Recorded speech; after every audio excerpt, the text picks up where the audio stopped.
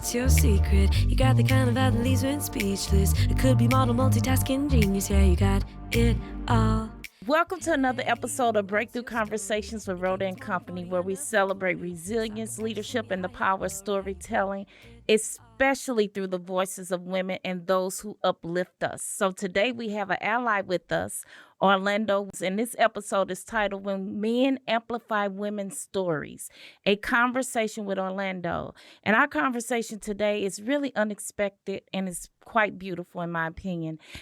Orlando is a gift himself, and he's a gifted artist who created the stunning cover art for my memoir, Daughter of an Assassin, that recently launched on May the 15th. But what makes this even more special is how we met. So just over a year ago, through Ancestry.com, my sister discovered that she had a brother, Orlando, and they share the same father. And until then, we had no idea that any of us existed, either of us. And then when they met, we all met. And I believed our meeting wasn't by chance. And it wasn't just about family connection. It's about purpose and about healing and about divine timing. And because of this discovery, Orlando entered our lives. And I'm so grateful that he did. I just love him. And because of that, I gained not just a new relative and brother, but also the incredible artist whose work graces the front of my book. And today we're going to talk about art and family and legacy and how men can powerfully amplify women's stories in ways that leave a lasting mark. So welcome, Orlando. Thank you. Thanks for having me. I'm honored. I'm honored to be a part of this project. Thank you so much. Yes, I'm so honored to have you part of it. One of the questions I probably didn't let you know I was going to ask, but I do want you to just, for our viewers, share a little bit about your background, your love and passion for art. I see the beautiful art behind you. How long have you been doing it? How old when you discovered that you had this gift, and what has it meant for you? Well, art for me has been for me it's God's gift. Mm-hmm. So as far as I can remember, I've had a pencil in my hand drawing pictures. So it's like it's been my safe space. Yes. Like I grew up, my story's kind of like yours. That's why I gravitated to it so much. It's like I had hardships coming up. Yes. And art was my escape. Yes. Like that reality I created became my escape from the reality I was living. Right, right. Yeah, and it's like it traveled me all through life. It's been my connection with people, places, and it's been the saving factor for me. Yes. To be honest, yeah. Yes. I'm so glad that you found it and that you've leaned into it and that you've leveraged it for good. So what was going through your mind when you first connected with my sister Roche and you learned that you were siblings? That was a shock. I was a couple of years prior, I was looking, trying to find some aspect of who I was from from my father's side or whatever, trying to just figure out who he was. And I wound up just running all these stories of just like, seeing who was slaves, learning like where I came from as far as like what ship I got off of. I learned all of that through that, but it kind of turned me off. So I stopped dealing with it because it was depressing, if anything. Right. And like 2 years later, I get a message from an old friend of mine saying, I think you have a sister. She reached out on Ancestry DNA, so go find the message. Yeah. And I was like, what? Okay. So I went, I saw the message and I couldn't believe it. Then I looked at Roche's picture and like I completely saw myself. I was full. I couldn't believe it. You all look so much it was alike. just I didn't know what to expect or what was coming. Yeah. You all look so much alike. Yeah. So how did it feel, Orlando, to not only meet new family, but then to be asked to create the cover art for such a personal memoir? It was a good moment. It's like so many things was wrapped into it. It's like once I was so shocked to have a new family, and then I was glad to be of value. You know what I mean? It's like coming up it's like I was pretty much out of the way and isolated. Mm-hmm. But to find some kind of place where you have value, Yes. that made it mean a lot to me. So Yes. I gravitated quickly to it instantly. I'm so glad that I was able to give you that opportunity. You came and you met me in person for the first time. Was at Rochet's birthday event, and you were showing me your Instagram and all your art, and I was like, "Would you like to do the cover art of my book?" And you instantly said yes. Talk Absolutely. about the journey we both went on when we originally started talking about and what we thought the cover needed to be. And then kind of like when I shared with you an inspiration, your thought process and a little bit about what it means on the front of the book. Well, to do the book was like Mm-hmm. I have done it. I've been published 6 times so far, so this is Mm-hmm. my sixth time, Mm-hmm. and I was comfortable because I knew how to do it. Right. But like it meant so much because of what I was doing it for. It's like for you, and then like the story in itself was so Mm-hmm. amazing to me Mm-hmm. that I had to just make sure I had this process right. So like I have a professional process that I do, Mm-hmm. but this one was about just this had to be one shot, one kill. I had to get it on the Mm-hmm. first try. I had to Right. make sure that it was very impactful and it told the story the way you needed it to tell. Yes. And I also wanted to count as an art piece for you personally as Mm-hmm. well. Yes. Thank you for that. I've had people who see the cover and they're like startled. They're like, "Oh my God." They say the cover itself is so compelling. It tells a story. And I remember when I sent you this childhood picture of me and I said, "But I don't just want you to put that picture on the front." I remember I said, "You know how despite its environment, that flower breaks through the concrete?" And Right, right. despite all of that, where it shouldn't grow. Logically, it shouldn't grow there. It broke through the concrete. I say, I want you to illustrate that. And you illustrated that so beautifully. Thank you, thank you. So, Orlando, do you believe that there's a deeper purpose behind how we came together? And what do you believe that purpose to be? It has to be because it all gelled so easily Mm-hmm. and so Mm-hmm. well. Yes. Um, the image in itself is like you said, we talked about the rose growing out the Mm-hmm. concrete. You know, that's so Mm-hmm. cliche. Everybody knows what that is, and Right. it's hard to create a visual different Yes. a rose growing from the concrete than a rose growing from the concrete. So Yes. I took the image of you as a little girl, and I put all your pain into it. I put Mm-hmm. the cracks on you to show that you were breaking Yes. from it. Mm-hmm. I highlighted the tears in your eyes to show your Yes. pain, and I had roses growing from the break. Yes.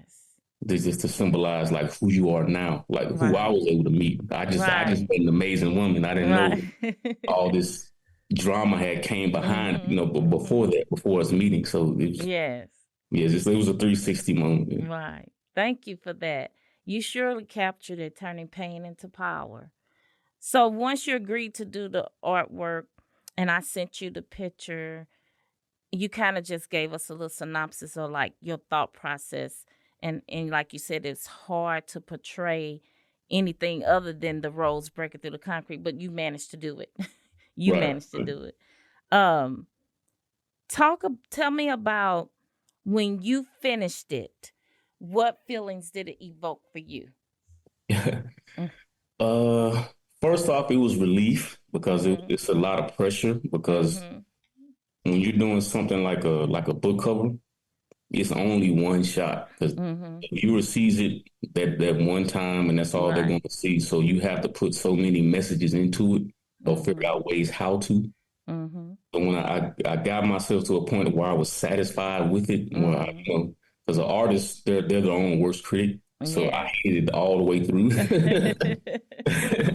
But once I did finish, I saw all the key points. I made notes about what you Mhm. had gone through and Mhm. what I wanted the viewer to see. Mhm. I did it. I showed it, to my family and stuff, and they were like, Mhm. That's it. That's it." Yes. And then Yeah. I sent it to you. I was nervous. I was like, she's gonna hate it. Oh my God, I don't know. Mm-mm. But you loved it, so I couldn't love it enough.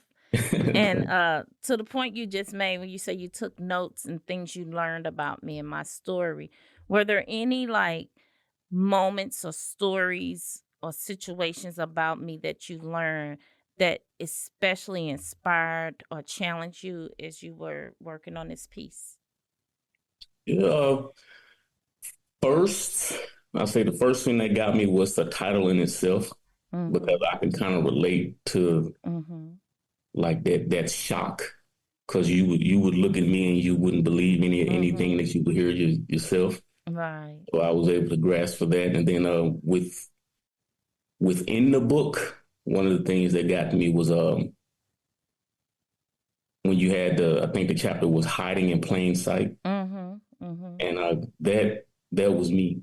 It's like Mm-hmm. so for me, you want to go to the school to be with your friends. Right. I was actually a part of the Missouri the Program.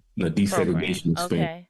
Yeah, so I had to get up at 4:30 in the morning to make it to the bus stop by Mm-hmm. 5:30 to get on the bus and ride for an Mm-hmm. hour and have to get to school. Right. And I wasn't going into friends, Mm-hmm. it was turmoil. Right. My grandmother warned me. She was like, "You're about to get a white folks education." That's what she said exactly. Mm-hmm. and and she told me just to no matter what, make sure I get it. Mm-hmm. So like the things that you went through, I kind of went through the same thing, Mm-hmm. but it's like it was a very mean situation. Like being a child Mm-hmm. going to school that early in the morning, like Mm-hmm. your struggles getting to school and stuff. Like Right. I could relate to all of that. Yeah. But it's like you just felt so much hatred from the people. It's like the kids Mm-hmm. were taught they were taught that at their Yes. tables, and they came to school and they treated it as Mm-hmm. such. Mm-hmm. It was like a gauntlet getting to my desk to learn, but I got there and I learned and Mm-hmm. I became better from it. So, Yes. I was going to ask you, Orlando, what attributes or characteristics do you believe that hardship growing up, how did it make you who you are today? There's great value in what we went through. yeah, Mm-hmm.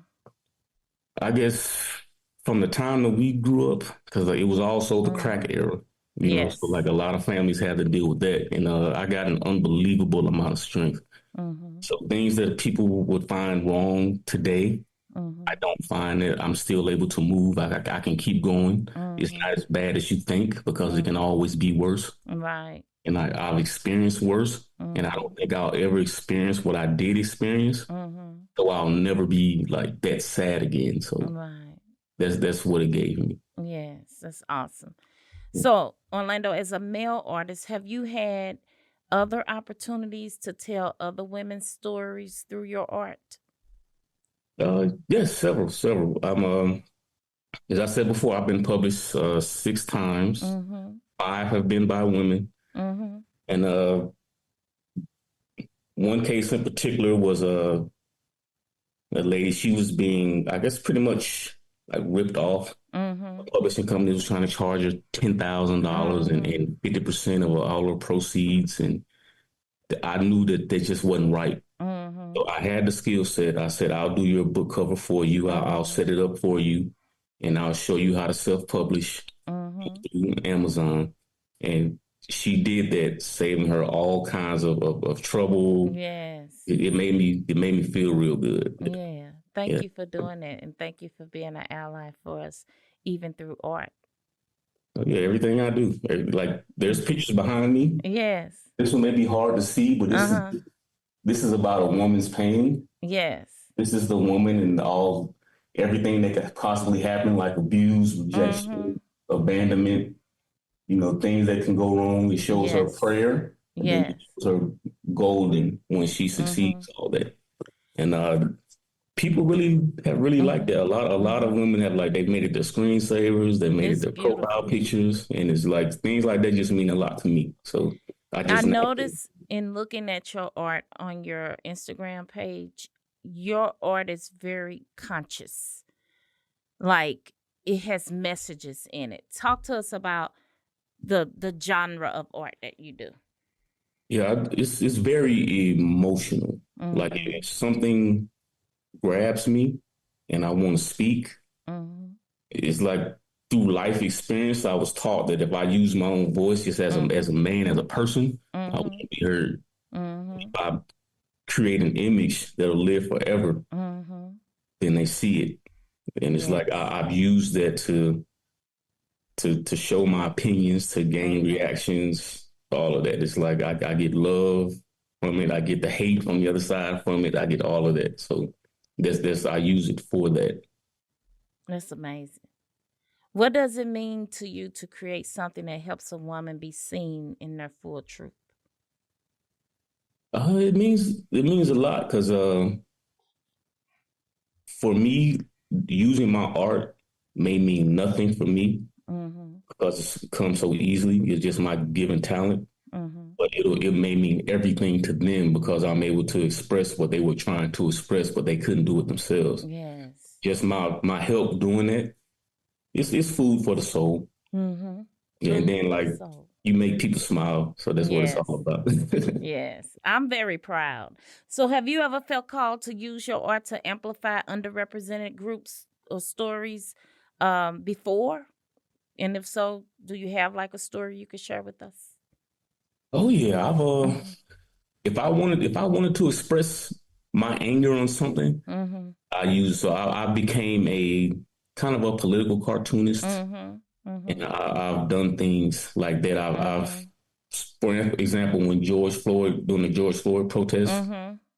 I was making custom picket signs for people Mm-hmm. who were marching. I was handing out picket signs for that. Right. Things of that nature. I Mm-hmm. will do. I will. Mm-hmm. So you That can that you was can a look at way it. for you to contribute. That's Yeah, amazing. yeah. Yeah. Do you have like a unique story? So I recall two that you shared with me, one about the fossil watch and one about Barack Obama that you could share with our viewers on a piece of art that you've done and a story that accompanies that it led to something. So, let's see. Well, I guess with the fossil watch, Mm-hmm. I wish I had it here, but I Mm-hmm. someone purchased it from me. It was purchased. Awesome. Um, my first watch, my mother got me a fossil watch. It was my first, I guess, adult Mm-hmm. Mm-hmm. watch going into manhood. Mm-hmm. And for whatever reason, it stuck to me for years, and I've always bought fossil. Mm-hmm.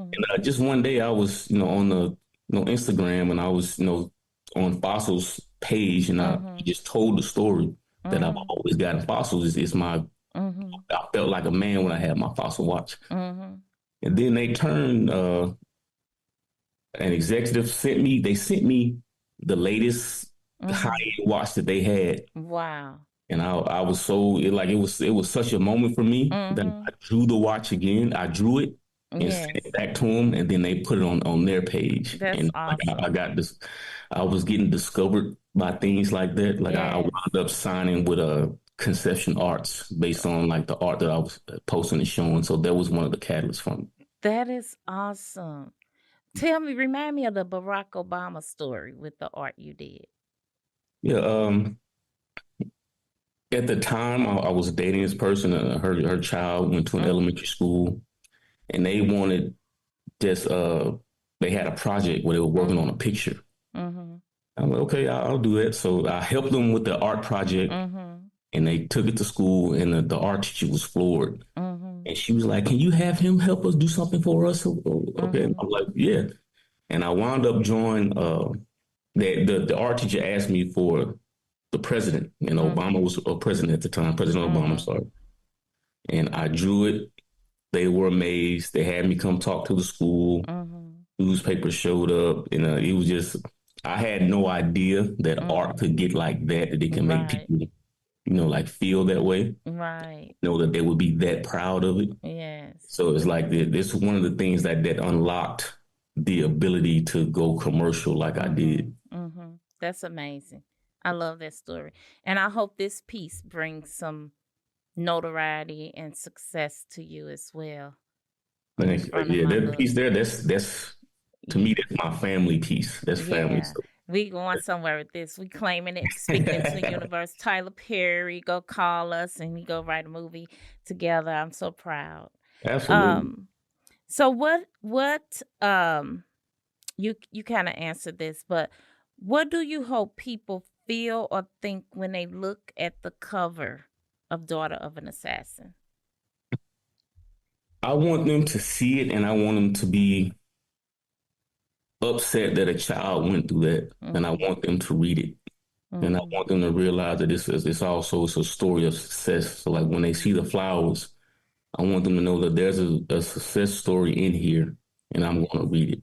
Awesome. And I want them to like to feel you as they read it by looking at the image and understand. Thank you for that. No problem. So, Orlando, what's next for you in your art world? Where can people find you? What if they wanted to consign and get some art from you? What would you tell the viewers? Okay.